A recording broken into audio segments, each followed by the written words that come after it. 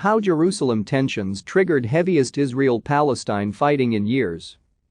Weeks of violent clashes in East Jerusalem have ignited the heaviest fighting in years between Israel and Palestinian militants in the Gaza Strip.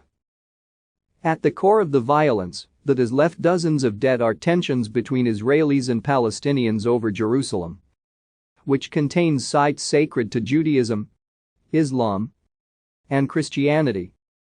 As both sides appear to be digging in for more prolonged fighting, here are some of the factors that triggered the escalation.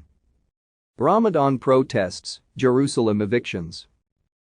Since the beginning of the Muslim holy month of Ramadan in mid-April, Palestinians have faced off nightly in East Jerusalem with Israeli police, who put up barriers to stop evening gatherings at the walled Old City's Damascus Gate.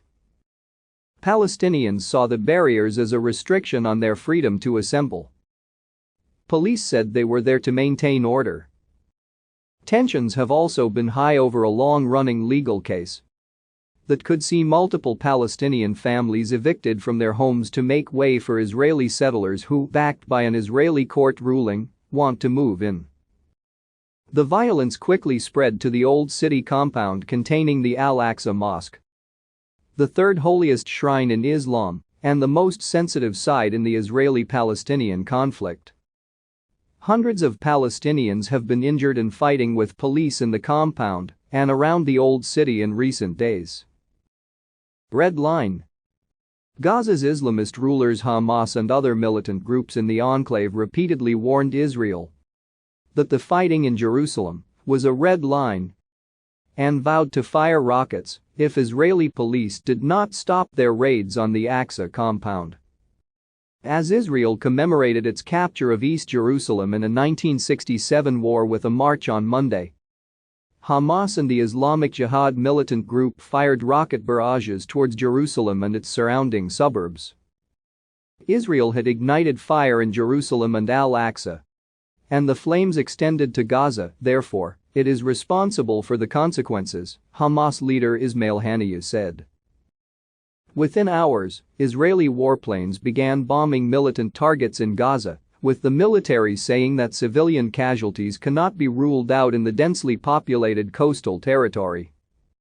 The fighting has since escalated dramatically, with militants firing hundreds of rockets towards Tel Aviv and Israel carrying out hundreds of airstrikes in Gaza.